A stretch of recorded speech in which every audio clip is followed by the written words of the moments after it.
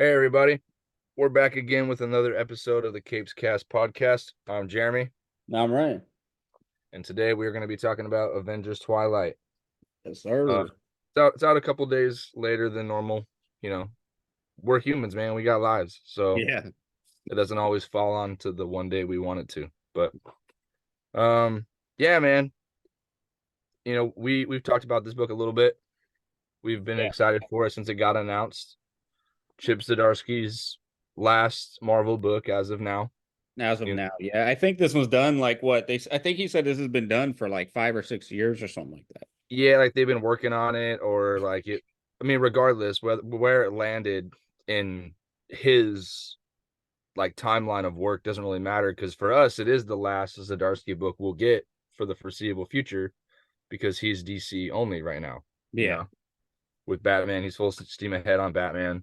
Um, But he said that's his choice. He just said yeah, he just said that with him having the Batman title, he didn't want to basically be in the Marvel room and actually hear something, then have to tell DC about it. And yeah. yeah. I mean, there are ways to do both. I'm sure he probably wants to just focus on one thing right now. Yeah. And I think that tends to be where his strength lies, is he's a good writer when he's like focused. Hmm. Like like the last half of his Daredevil, I felt was so much weaker compared to the first half. I mean, granted, he was writing a couple DC books like during that second half. He had just come off an event. He was trying to wrap up that arc. There was a lot on his plate. I get it. So if it means that his storytelling isn't going to suffer because he's was a one book kind of guy, then I think that's best. You Yeah. know. But enough about Zdarsky. We're talking about his book instead. Yes, sir. Um, so this book is it's been described as like the Last Ronin or the Dark Knight Returns of the Marvel universe, Yeah, you're primarily for Captain America.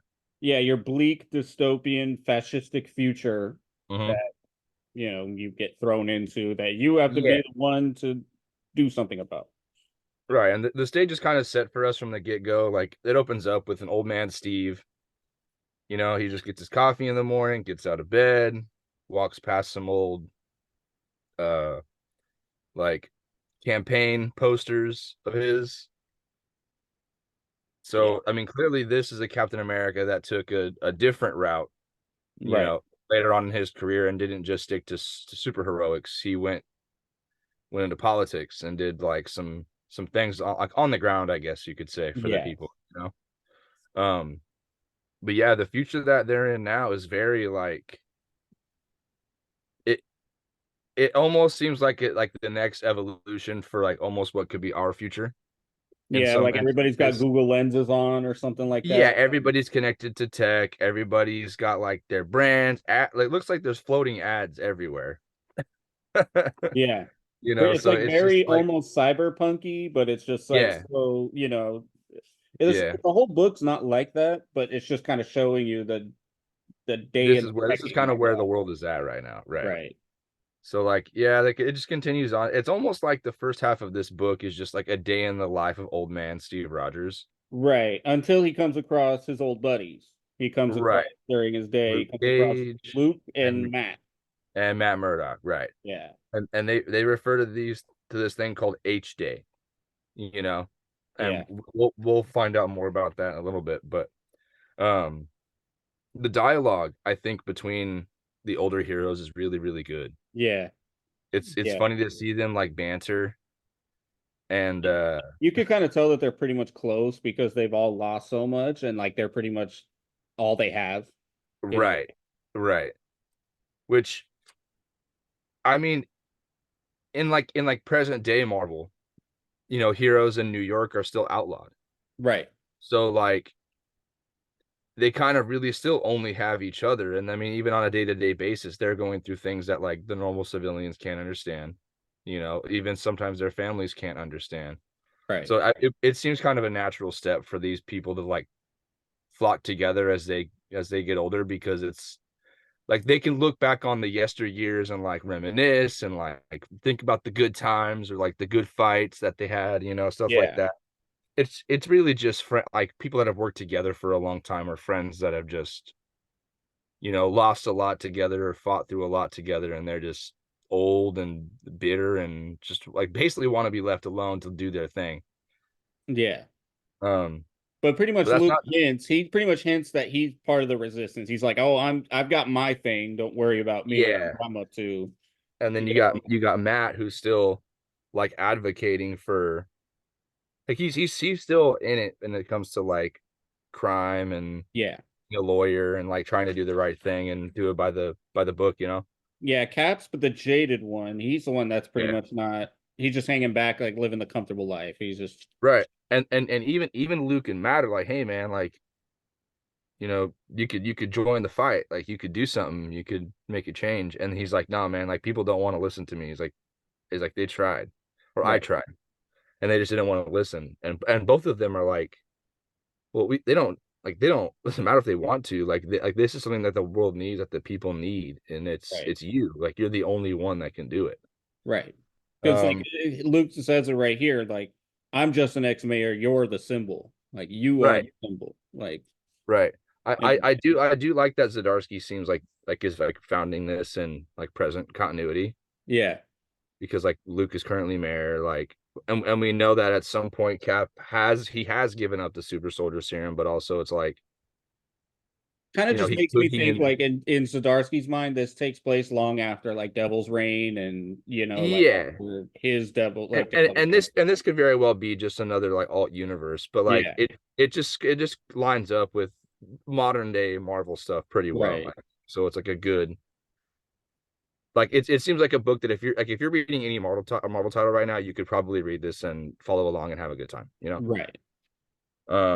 We basically just go back to Cap, and he's cooking, and then there's an advertisement for a documentary called Red Between the Lines, and it's like the untold story of the Red Skull and how he was the oppressed, and Captain America was like the villain, and it's just this like propaganda, and that he was really trying to like destroy the Nazi regime from the inside, which Right. he was, but also to take not Hitler's place and move Hydra into that seat. Right. And it's a commentary on today about how the propaganda wants to do this revisionist history on everything. And, Yes, you know, yeah, exactly. And is Zdarsky's like not really pulling any punches when it comes to no. like the digs at like where we're at today, you Right. know? So like, yeah, Steve is like, he's kind of like dealing with this from all fronts. Like he wakes up every day and he walks outside and he sees like all of these people that are just covered in tech.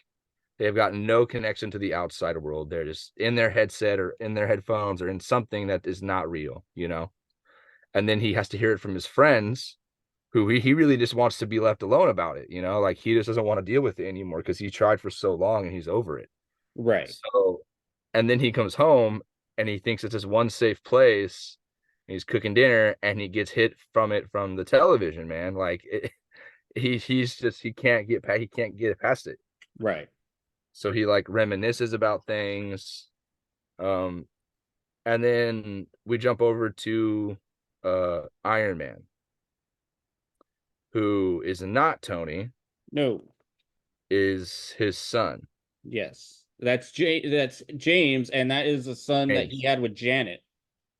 Yes, yeah, yeah. It's him and Janet's son.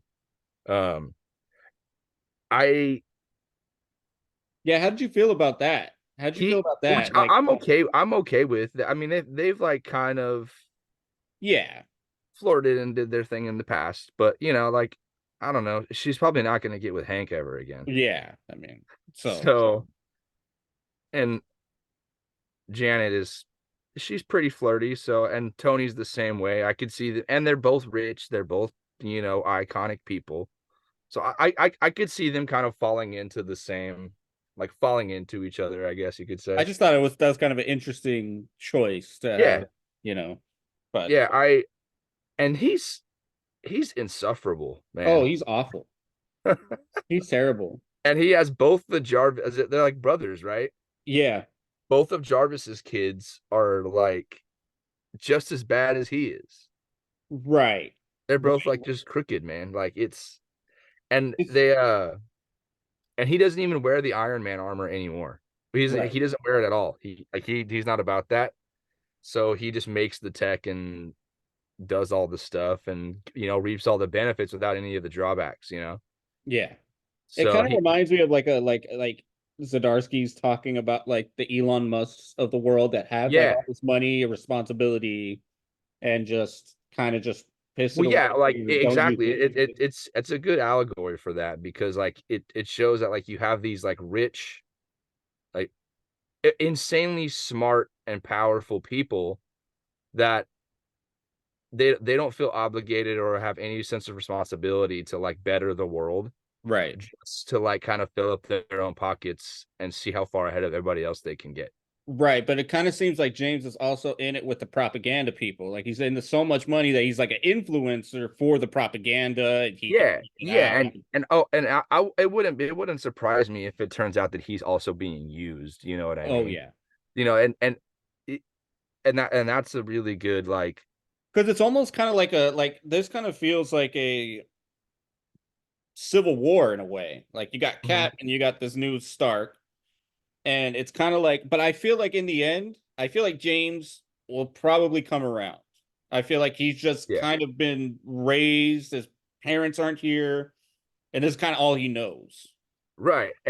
He and I feel like he could be used as a good example of how like people in I mean hell like even in our generation, like late early 30s to Yeah. 20s, oh, the way a lot of people act is very like nonchalant, not my problem. Like it and there's a lot of intelligent people out there that if they applied themselves could do a lot of good things. And that is kind of I think what James is supposed to be, like he Right. has everything in him is built to be good. But the world he lives in has like twisted him into this like evil, yeah, I wouldn't say evil, but like he's just not a good person, like and it's because of the world that he inhabits now. It's like Right. so easy to fall into these traps. Whereas before, his parents were just like built like, woven from a different cloth, like Right. it's not the same generation, not the same values, not the same people. So Right. it's cool. Because we're the way he's kind of putting it out is like the heroes did this to themselves. The heroes are Mhm, the bad ones. The heroes are the reckless ones. We're mhm. better off without them. Um, Pretty much type of thing. And of course, the higher ups would want that to be said. Like the heroes are the problem, you know. But And basically he sees James sees that Cap basically is coming to talk to him basically, or they're gonna have a yeah, chat. yeah, because they set up like an interview on a show, right? Right. So they're on the news and everything, and it just goes terribly for Cap. It goes awful.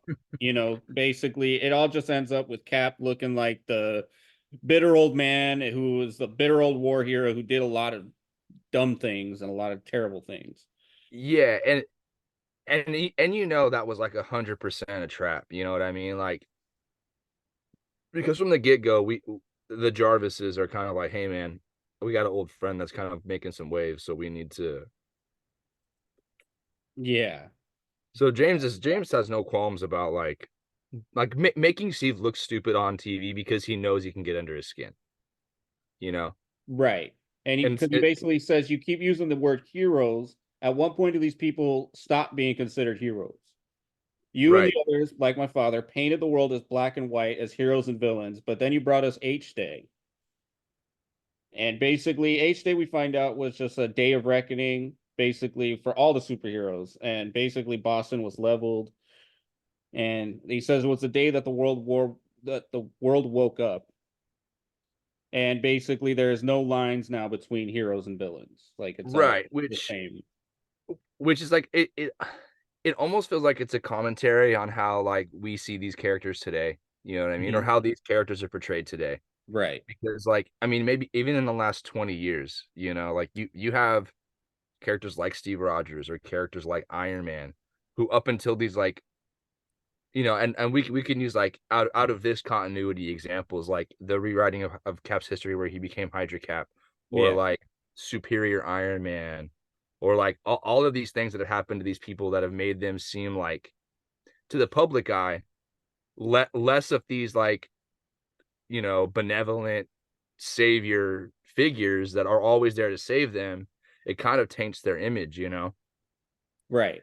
And like from the get-go, like vigilantes, or any kind of justice that isn't through like the American justice system and how it's handled that way, has always been seen as like a, and not like the greatest thing in the world. It's almost like out of necessity. So Right. like on the day to day, people like James, or just like the regular citizens who don't ever have to deal with, New York being invaded by aliens, or the dying off of the multiverse. So like these things that really don't make any difference to the day-to-day lives of like civilians, Right. like for them, they just get what's spoon-fed to them. They only see like, oh, the Hulk went on a bender and he destroyed half of Texas. Like, is Right. he really a hero? Like, it really feeds into the propaganda and like the journalism aspect of it, and how like these heroes are portrayed, to Right. the bigger audiences. And it kind of just goes to show like the winners are the ones who get to shape history, like they get to shape the Right. narrative of everything, and they get to, revise the history of things that they've done. Right. And like, I mean, and James even blatantly talks he even talks about it, like there's the countless death told by Bruce Banner, who was the Hulk, who Right. was the founding Avenger. Before that there was Ultron, who created Ultron, Henry Pym, who was Right. also an Avenger. Like, But so apparently they're saying that Ultron took a hold of Banner and that's what happened. That's nuts to even imagine. yeah, They kind of go over it really quick. They tell us that like Ultron basically got control of Banner yeah, and and yeah, enhanced the villains. The yeah, villains. which yeah, exactly. Like, and that's the other part too, is like, from what we know about just like the villain characters alone, like there is absolutely like, and in this series there's a non-zero chance. But in Right. most continuities there is a zero chance where anybody is going to take the side of these villains. Right. Like, especially like when you have like people like Bullseye or Red Skull, or like, just people that are just like genuinely awful human beings that are just, and I can almost guarantee that most of these are going to be street level villains, that Ultron kind of had amped up. Right. We'll probably get that reveal, but I mean that's neither here nor there. I just think that this was like something that Cap kind of knew he was walking into, Right. and because of how old and how bitter he is about how everything played out, he walked right into it, and like it was too late by the time he realized it. Yeah. So he pretty much ups and leaves, and he's pretty much so stressed out. Like we find out that he has like a heart problem. He's Mhm. having heart issues. He's basically saying like slow down. And that's when we find out basically they took the serum from him. They took it. Yeah, We don't really know how, but they ended up just taking it from them. When I first read it, I thought it just kind of like ran out or something. But yeah, no, he like gave it looking up or back at it, something, they right? took it. So And then now we get that flashback to H Day as well, right, right, and and good. not gonna lie, it kind of hurts. It always hurts to kind of see these type of moments. You know what I mean? Like Yeah, I felt yeah. that way in the last Ronin, also with each issue showing us how a new turtle or how another turtle died. Do It you always think they'll just kind do of like this with like some of like the more like staple characters in Marvel? yeah, because well, it's not overall, you know, for the whole main universe or anything, but still for this universe, this happened. It's real. Yeah, It's as real as ever. So it's kind of like yeah. Like ah, it's just I hate like seeing our this. heroes fucking die out, man. Yeah, like, and to give a little context, like they're coming off off the Quinjet, it looks like, right? Right. And They're they're off the kind of like Quinjet. assessing the damages, seeing how like what's going on, and they see Peter Parker, man, Oh, dude. impaled. Yeah. And I this is like, it always sucks to see that like some of the best moments for Cap and or Peter like together are when one of them are like dead, or like I it's just the dialogue. It's just like that hopeful, like, I did my best, like, carry on for me. Right. And despite the fact that I hate that heroes die, which they always come back, but I hate moments like this because it's like, man, I know. they really are like some of the best of us, you know? I Like, know, and Peter was just about to say his name in his last seconds. He says, "My name's Pete," and he's like, "No, your name's Spider-Man, son." And you're like, "Oh, yeah, it's good like stuff, man. such so cap. That's so And Captain." like and like this and it's like this moment right here, if the world in this series saw this moment where he said like, "Hey Cap, you should see the other guy," Yeah, I saved my aunt. I saved her, but promise me you'll keep her safe. How can anybody like look at these 2 and think that they're not heroes or that they're right, not good people, like and that's like part of it is that the general public doesn't see these moments. They don't see the sacrifice. They don't see like literally these people picking each other up and putting each other back together, right, to finish the fight and to save everybody. They don't see that part. They only see the aftermath. They only see the destruction. They only see what the news tells them. They only see things from a certain lens. So it's really easy to paint these heroes as not heroes, right. Especially in a world where everything is under scrutiny and everything is being televised or recorded or whatever. And especially when heroes eventually will have to make really hard choices, and they'll be judged for Yeah, it eventually. yeah. And I, this book does a good job of almost like flipping like how we see nuanced characters on their heads, Right, because like we know that these heroes are going to make mistakes, but it's how they pull themselves out of it and what they do next and how they make up for those failures is what makes them heroes, and makes them good people. right. So when you try and do that for the villains, it creates a really skewed like perception of them. So it's and I'm sure with how messed up this world is and how much media is controlling everything, it's Yeah, probably really easy for some of these villains to like squeak on by and almost like get a fresh start, if they hook up with the right corporation or they find the right sponsor or what have you, it's really easy, I'm sure, for them to kind of like erase history. Like you said, like that's revising it. yeah. I mean, because you also see too, like, why wouldn't the government use these heroes and villains for that? Right. Hmm. You know, the villains were basically doing stuff like this anyway, but now just the government is Yeah. helping them. Yeah. We see Cap basically after this flashback. He continues walking and he ends up seeing basically the police, like the police of this fascist Yeah. age. They're like It's Iron like, Man, Captain America suits. yeah, Weird. I don't know. they're But like they're little still Iron Man unit. I'm not sure if those are people inside of it or if it's yeah, robots. there are. I mean, you can see like the faces and stuff underneath the helmets. Okay. But Yeah. yeah, it's So it's they all, it's yeah, almost you're right. Like the Hydra cap suit. Do you remember how it was Yeah. like armor and it had like the faceplate? Right. It kind of has that look, which is pretty appropriate, I'd say, Yeah. It's pretty, considering these cops are like or cops, they're just assholes, man. yeah. And basically they're, basically Steve basically sees those cops being, jerks to kids basically, Mm. and basically punking them for being out past curfew when curfew hasn't even happened yet.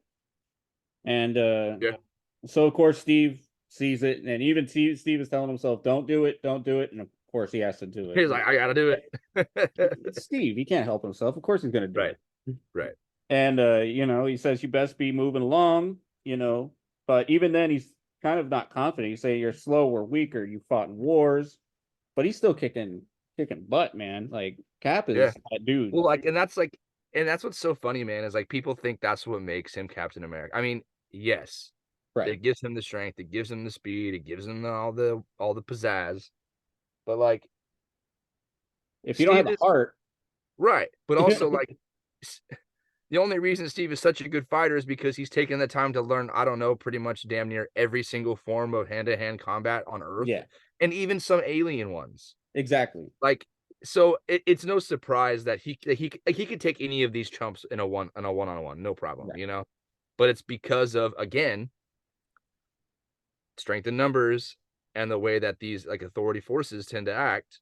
Yeah, It's easier to jump the guy than it is to just of kind of course. let it like hash it out one-on-one, like and that goes for any kind of organized gang, if you will, which is how Right. these guys kind of act.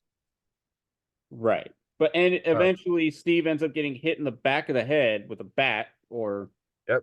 yeah. And basically Steve is ends up like a shadow man comes in to save the day.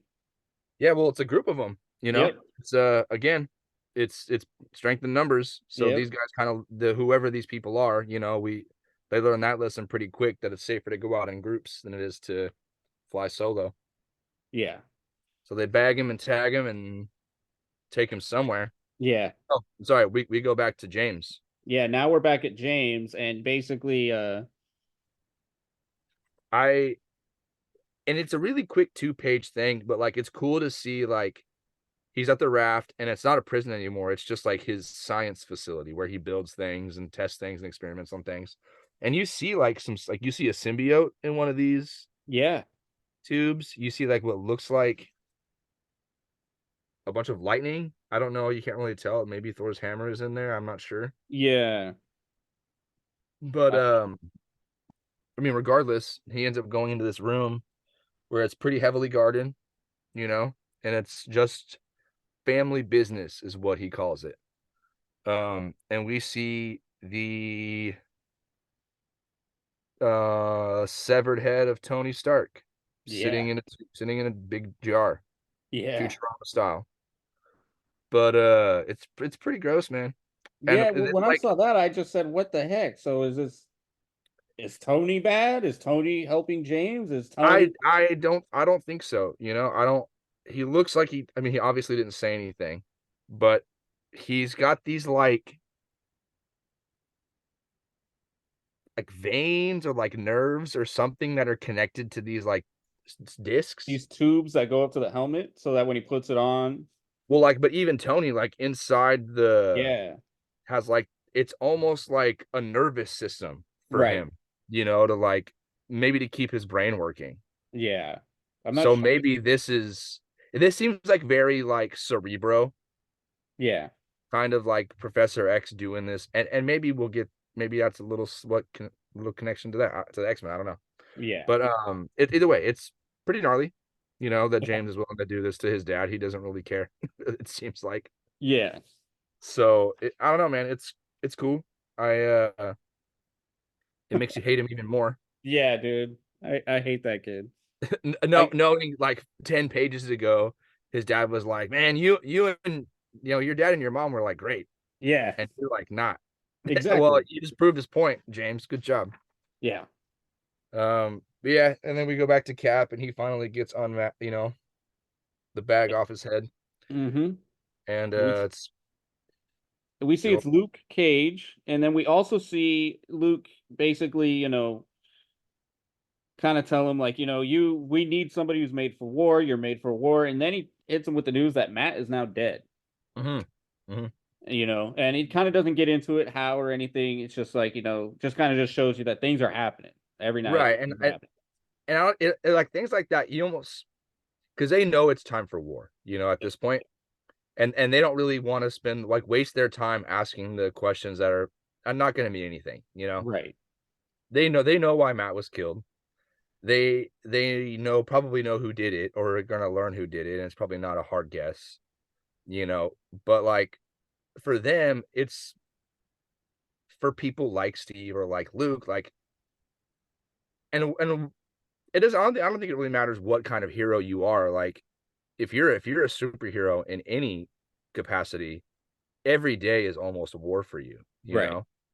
Like, I'm sure there are months, years that go by for some of these people that, like, they don't get a break, you know? Yeah. They may get a day or 2 to rest here and there, but, like, it's basically fight to fight to fight to fight to fight to fight their whole life because they have the responsibility and they have the obligation to do these things because they can and all that.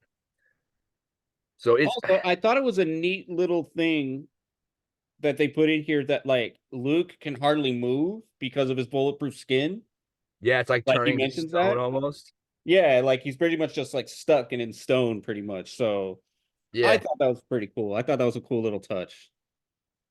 Well, Uh it also does a good point to, like, show that these people aren't like fallible, right. you know? Like they might have been strong for 30 years, In their prime. But, like, just like everything else, there comes a price, you know? Right. They were paying shoot, man, and that's the other thing too, is, like, this I feel like this book is a really good look at superheroes in general, Mhm. because it really shows you that, like, for 30 years, the price they had to pay was a personal life, happiness, for the most part, most of them didn't really get to pursue any kind of, like, Right. personal dreams or goals. They didn't get not a lot of them got to have families, not a lot of them got to, like, settle down and just live a normal life. So, when the opportunity came for them to finally do so, they were robbed of that also, Right. you know? Steve, for 100 years, had been this icon and this at the peak of his power, and now he's not. The price for him now to live a normal life is he has to get rid of the superheroes, the super soldier serum. Yeah. And Luke is another good example because he had to spend his early years, practically invincible, giving up and he was one of the ones that managed to do it pretty well, because he got to have a wife, he got to Right. have a family, he got to pursue something he was passionate about at the time, which was be mayor, but, like, he got to trade, like he had to trade peace and quiet basically for a superhero life. Right. Whereas now his life was probably pretty quiet for the last 10 years, 15 years, but at the cost of him losing his mobility. Right. So, like, all the things that he wanted to do in his youth, like, maybe he wanted to go somewhere, or anything, do something anywhere you know what I mean? But, like, now Yeah. he can't. So Right. it's a cool introspective look, I think, at superheroes 100%. It's like, so from their perspective, but also from the perspective of, like, the general public and the twisted perspective of how these corporations and how media wants to, like, portray heroes. right. And pretty much how it would happen today if there were heroes doing Yeah, stuff and how they yeah, would be exactly. treated. But Yeah, basically, they tell the whole reason why they got him here is basically to show Steve with a vial that they have a serum. yeah, And basically it's found out that, they tried to give it to other people and of course they died. They only a couple, only a certain amount of people can it work on. And right. basically he says Matt died defending people who the system was trying to disappear. We've been working on this nonstop to gain intel and all this. People on the inside have managed to get us photos, old school, of the abuses. These are Americans. This is what we're up against. And we see Cap kind of writing a little letter to the chick, he has his chick back home, Yeah, Rosa. Rosa, and basically saying, "I'm sorry, but I'm gonna go. I'm basically gonna go back and do my old thing, and basically Yeah, saying like, he's yeah, gonna assemble the something I need to Avengers. do. Yeah, Yeah. and and we see him right in front of this is an awesome page right here. It's almost Batman like, this Yeah. feels like very Batman esque. Mhm. But yeah, man, and that's where it ends. I don't know if this backup comic has anything to do with anything. I didn't read it. It's Walt Simonson. No, I think it's just, like, an old reprint of, like, Yeah.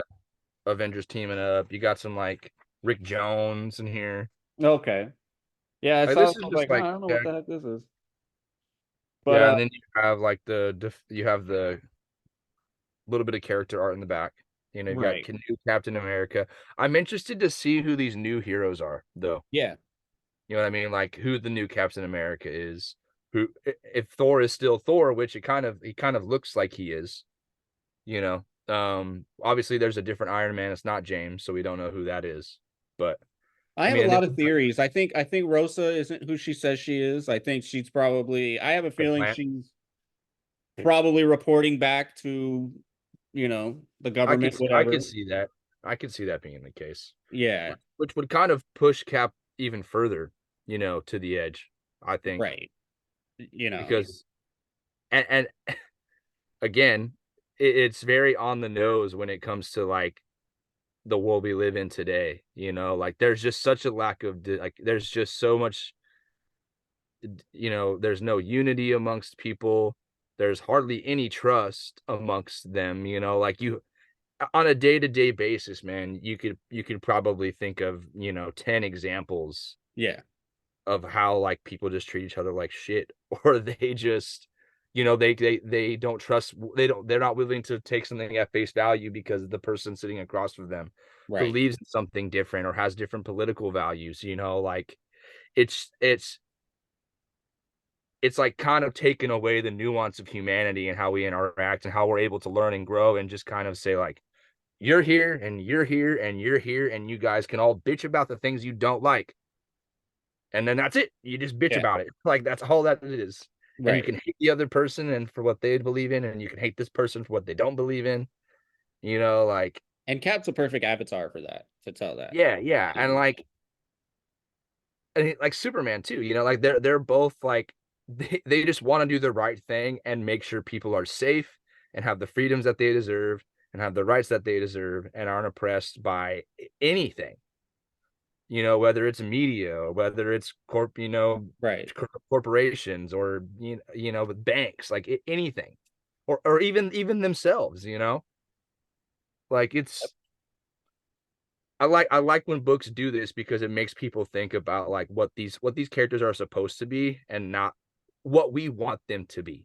You know what I Right. mean? Like it's weird to like kind of talk about this like superheroes in this way, but they've been around for so long, like they're living legends, you know. Yeah. So it's when you have nearly 100 years of history, you know, it's kind of easy to like find ourselves in them, but also find out what we're missing and Right. what we want to be better or how we want to be better. 100%. One last note, because we got to go soon, All but I just right. think it's kind of funny too that Zdarsky was like, "I'm not dealing with Spider-Man. I'm not dealing with Daredevil. Not dealing with them. I already wrote them. I'm And done." he kills them both, man. Yeah. So I thought All that right, was guys. funny, Thanks but again for tuning in. We'll be back with, I mean, probably Thor or Flash this next week. We'll see what happens. But yeah. peace out, guys. Later on, Later. guys.